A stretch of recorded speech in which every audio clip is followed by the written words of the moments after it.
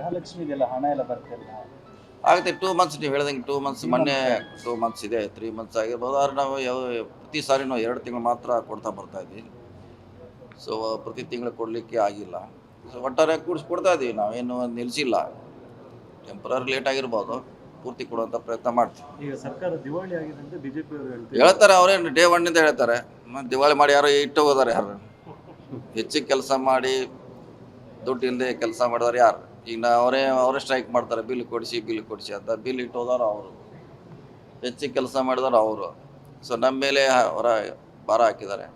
ಅದನ್ನು ಸರಿ ಹೋಗಿಸುವಂಥ ಪ್ರಯತ್ನ ನಾವು ಮಾಡ್ತಾ ಇದ್ದೀವಿ. ಸರ್, ಈಗ ಸಿಎಂ ಈಗ ಒನ್ ಮ್ಯಾನ್ ಒನ್ ಪೊಸಿಷನ್ ಅನ್ನೋದು ಈಗ ಕಾಂಗ್ರೆಸ್ ಅಲ್ಲೇ ಇರುವಂಥದ್ದು. ಈಗ ಡಿ ಕೆ ಶಿವಕುಮಾರ್ ಅವರನ್ನ ಕೆಪಿಸಿಸಿ ಅಧ್ಯಕ್ಷರಾಗಿ ನಿಲ್ಲಿಸಬೇಕು ನಿಮ್ಮ ಒತ್ತಾಯ ಕೂಡ ಇದೆಯಾ?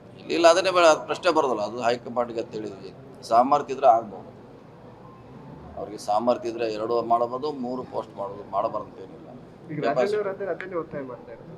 ಕೆಪಾಸಿಟಿ ಅದನ್ನು ಡಿಸೈಡ್ ಮಾಡಬೇಕು ಹೈಕಮಾಂಡ್, ಇರಬೇಕಾ ಬೇಡ.